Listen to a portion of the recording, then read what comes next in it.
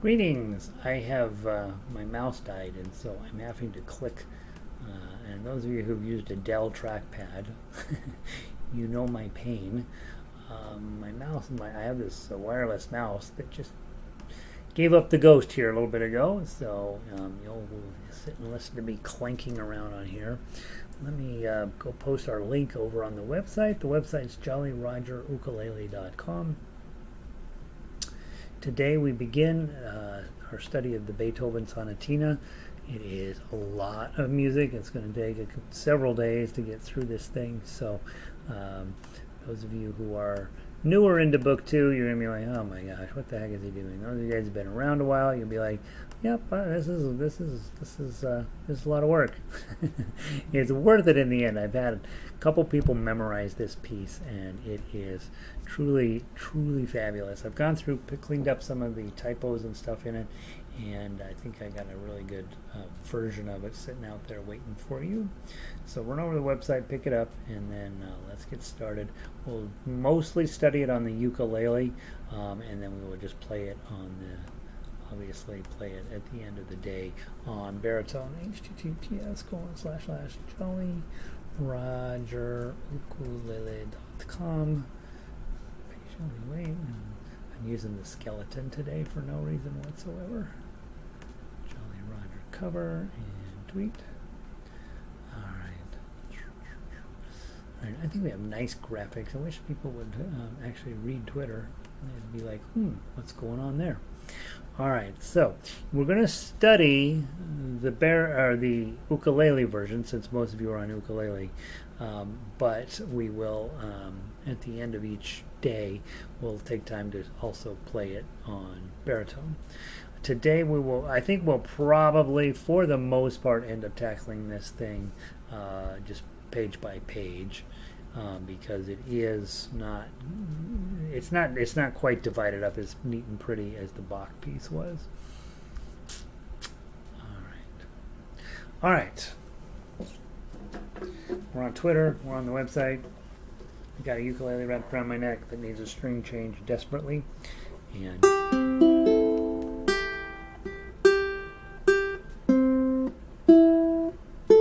there we go. Close enough. Let's see who's made it in today. Close that. Lynn is here, warm and sticky out in New Jersey. Vic is in from Eugene, Oregon. High in the 70s. That sounds nice, Vic. Sandy, 78, smoky up there. Yeah, they're getting a ton of the Canadian fires coming down.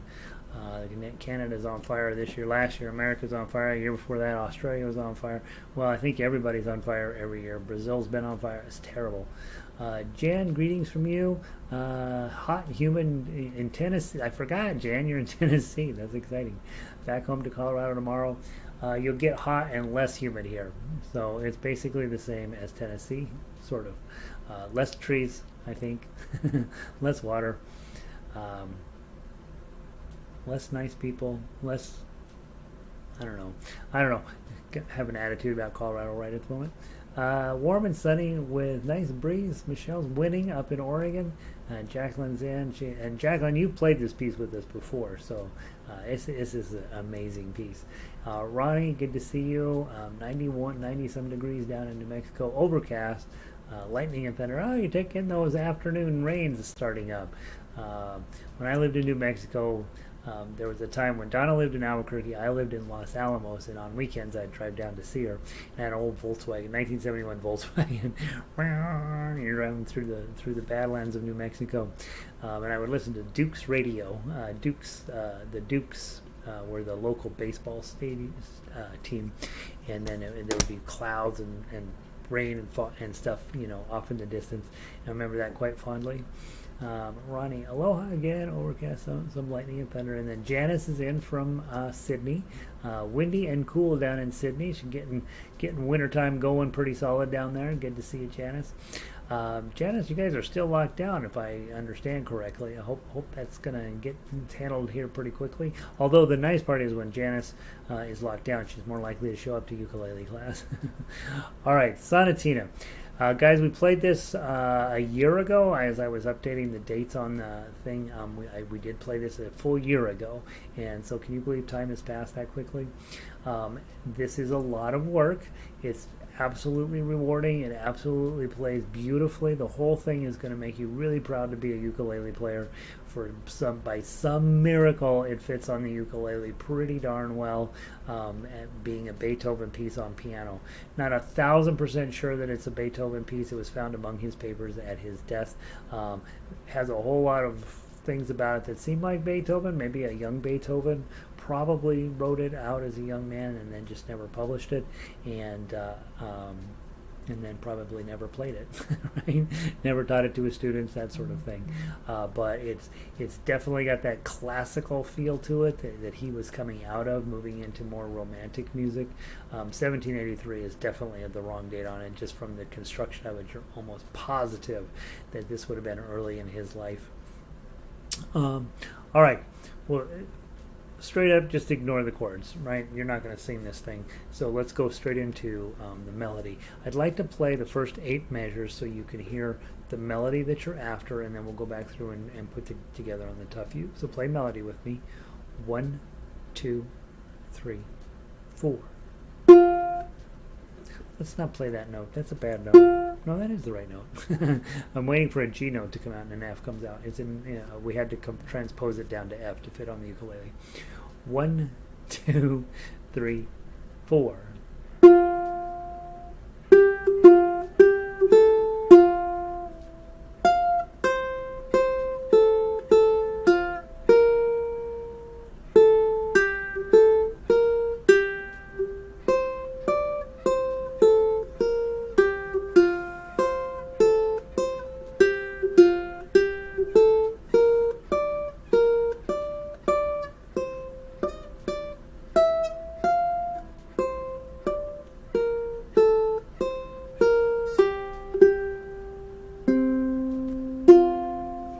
That's your melody.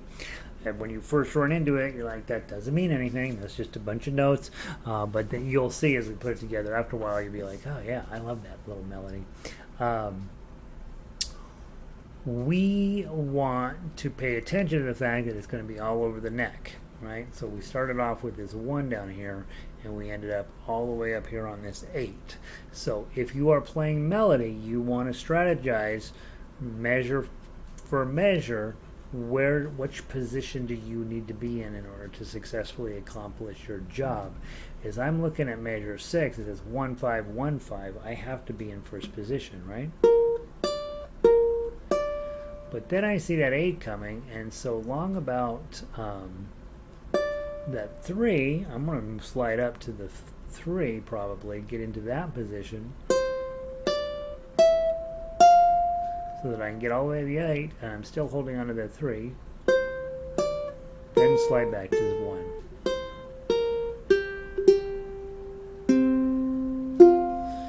And I'll tell a story on the guitar players. Last week at rehearsal, we had I don't remember what song it was definitely sort of running its way up the neck.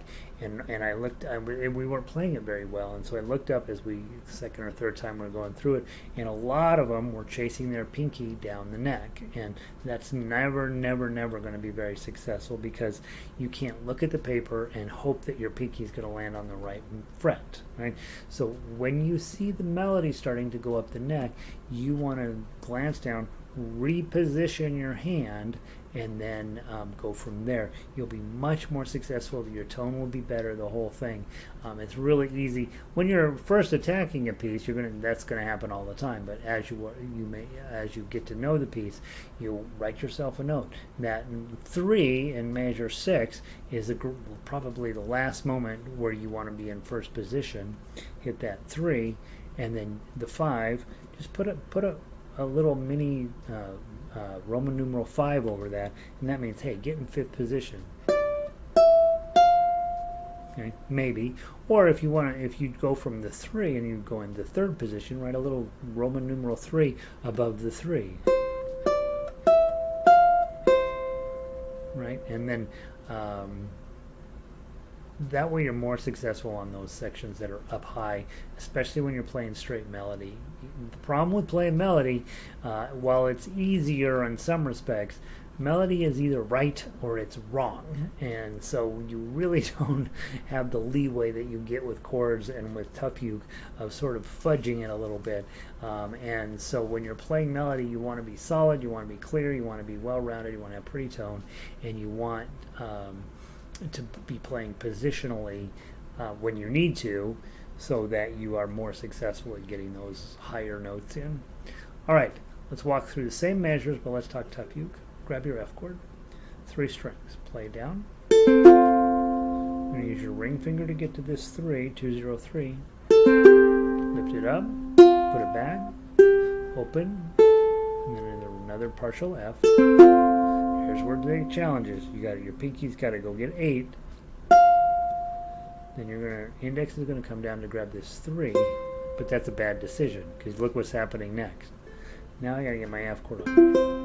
So I really want my pinky to get the 3 the first time. So when I get this 8, okay, so put your pinky on the 8 and then slide it down to 3.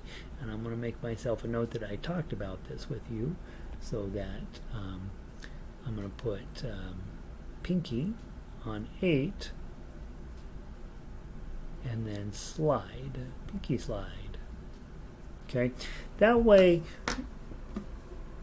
when you get to this F chord, your pinky's already where it needs to be. So again, start at measure 2, hit the F chord, pinky on 8. You have to look down for that, and then just remember to go into 3. F chord. Now there's the pinky. Okay, so that little bit of a technique. Hey Robin, hey Evelyn, made it in. Evelyn was in the last class, and now she's late to this class. What the heck? What is Evelyn up to out there in Hawaii, huh? Questions I have. So again, you're always thinking about the proper hand position, especially on a piece like this that's going to be relentless. It's not going to want you to play it at your pace. It's going to want to be played at the pace that it needs to be played, and it's going to require you to be thoughtful and mindful. Go ahead and take the time to figure out which fingers. Now, you see how simple and straightforward that is?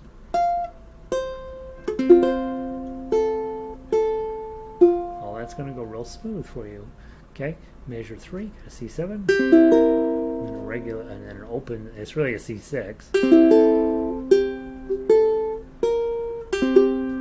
Okay.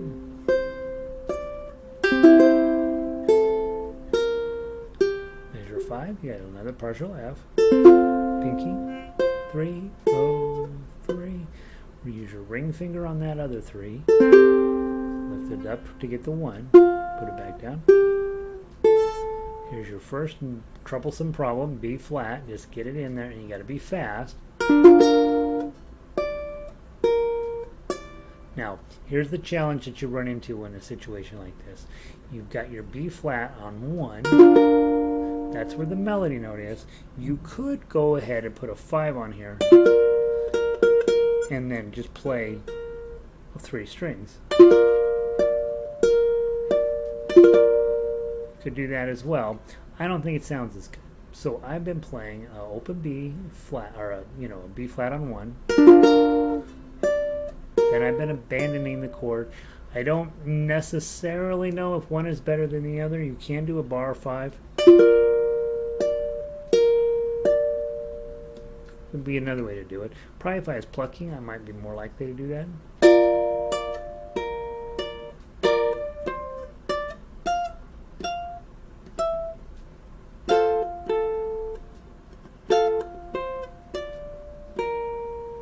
Probably, but if I'm strumming, I'm probably just going to go with an open B, the low end B flat. Try that. Okay, so you probably have to abandon the chord to get to the 5. So let's strum that from 6, nice and slow. Grab your B flat, strum, and then just go grab 5-1-5, and then you're going to want to change out for your high B flat. Your pinky's going to go on 8 of the 2nd string. Your 5 is already held down. And then I've been grabbing this 7 with my ring finger, which allows my pinky to get on the 8, and then I just have to have my bar still in place, so I can play this. Baby hop your bunny hop your pinky over to the other 8 on the 2nd string. Grab the 5, it's already held down. Use your middle finger to grab that 6. And now you're through the tough part. Go grab the F chord. 3-1-3. 0-0-3. The 0. And a little F chord. Okay, so when you're thinking about this, what you just discovered is measure 6 and 7 is where the problem is, right? So I try to talk from time to time about smart study skills. The first problem I encountered was at measure 2, figuring out pinky slide from 8. Solve that problem. That part I can play. I'm not going to worry about that too much. Everything else I can play. Then when I get from 6 and 7, I can't play that at all, right? So where am I going to put my energy? I could spend the entire night tonight, hint, the entire night working on measure 6 and 7. One of the biggest waste of times that you will do as a newer musician is play from the top of the page to the bottom of the page, turn the page. Play the top of the page, bottom of the page, go back. Turn the top of the page, turn the page, to the bottom of the page, done. Right? Well, I played it twice. That's good. I'm going to move on. When you get to a little bit more confident stage, you'll find out that you almost never do that. Almost never. What you really are, you're going to go through a song very slowly like we're doing. Find those places where it's going to mess you up, and then you only study that area. The rest, you don't need to study most of this because you already know how to do most of this. But those 2 areas are going to just kick your butt every time. So you really want to get where you're going to be like, all right, when I get to that measure, oh, I see, so I have some ugly notes there. I'm going to do it the way I practice. And then you can take your eyes off of the paper, make sure your hands are where they need to be. And then as you get to the end of measure 7, you look back up and you're like, okay, where am I? Oh, right there. Right? So be thoughtful in your practice that you don't really need to play the whole song. You really don't. You really need to play just the parts that are hard. So that you can tuck your fingers, and do much more effective to play the hard part 50 times and the whole song twice than the whole song 10 times, right? Because the whole song is not your problem. Measure 6 and 7 are your problems. Let's do it from the top. 1, 2, 3, 4.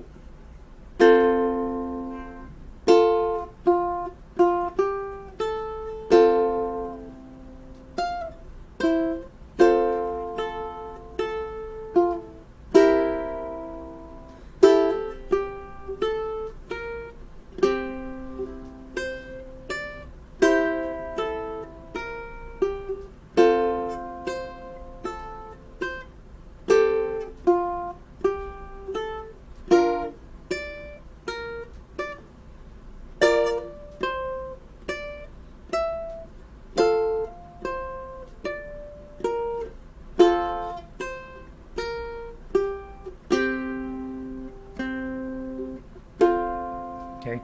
The other thing I'm thinking about as I'm playing through that is, 1, I should definitely work on 6 and 7. 2, make sure you're paying a little bit of attention to the standard notation. We don't talk about standard notation anywhere nearly enough because we don't really have to.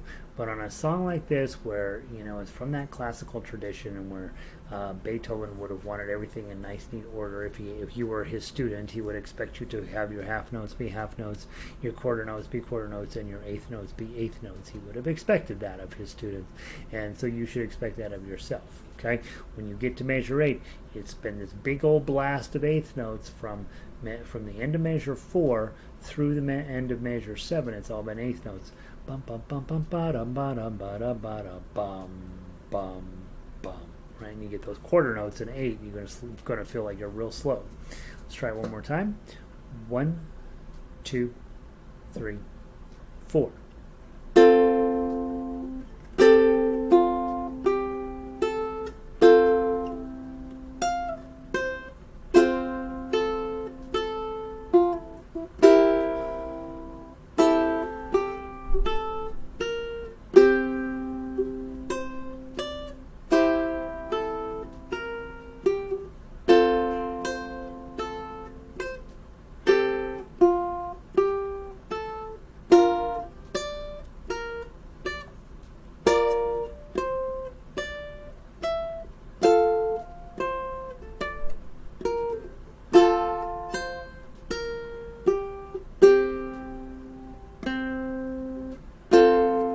pretty? It's just really, really pretty little melody. Now that you've got some context, you're like, oh, I kind of like that melody. Now, I plucked it both times through. Let's try strumming it. Okay, use your thumb. You may have already done that. If you've already been doing your thumb, switch to your claw. 1, 2, 3, 4.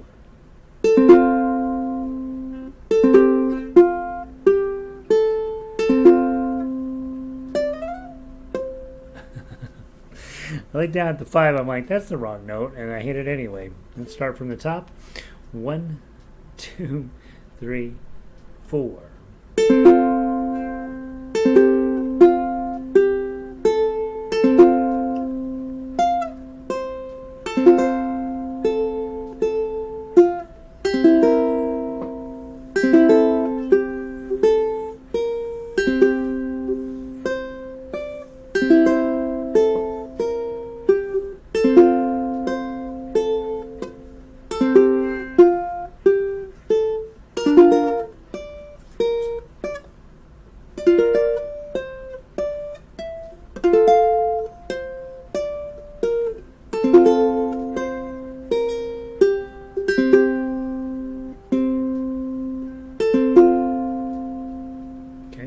Tonight, your job is to conquer measure 2 and measure 6 and 7. And if you can conquer, that's it. That's all we care about, right? So tonight we'll play through just 8 measures. That's probably a lot. If I was on piano, that would have been like a week's worth of work, just those 8 measures. So I want you to spend time on that. I'm going to grab a baritone and I want you to play the chords with me. And you'll see it actually ends up even being even cooler when we're playing a duet with this thing.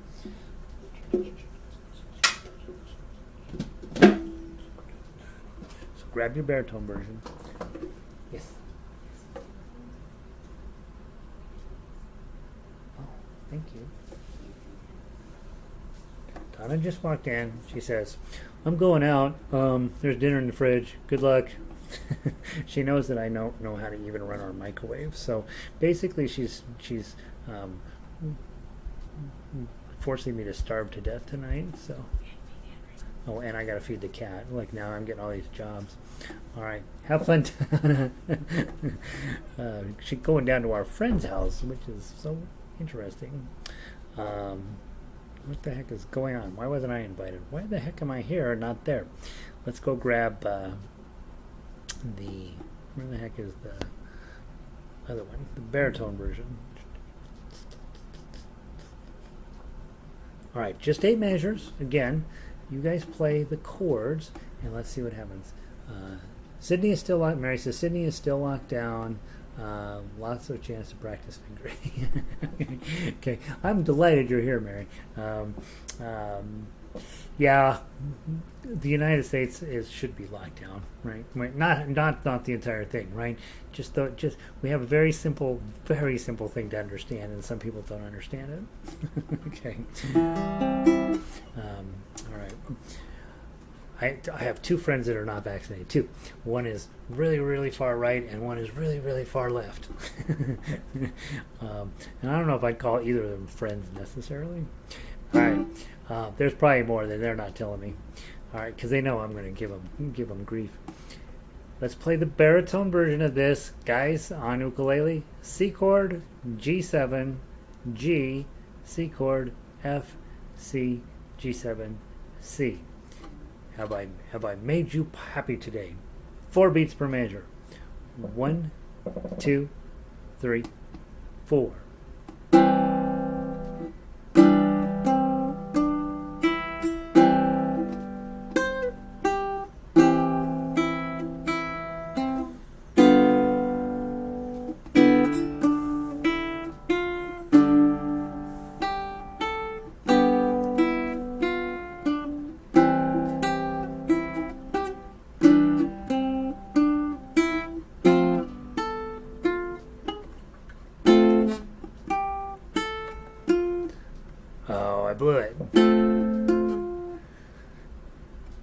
I blew it from measure 6. Sorry.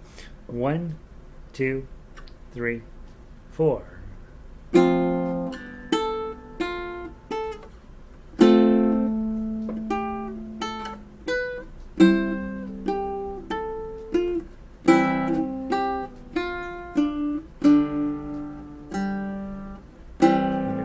time so we can play. I was so like, I can do it. I can totally knock those measures out. It's not gonna be a problem.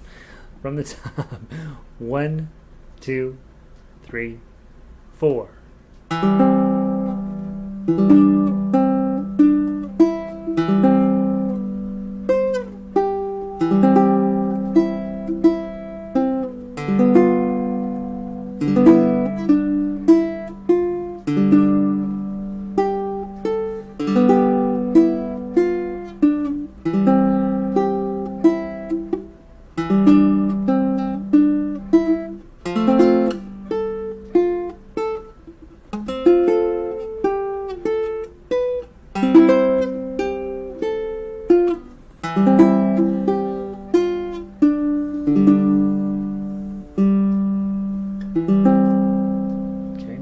Beautiful piece of music so far, right? And it's going to get better too.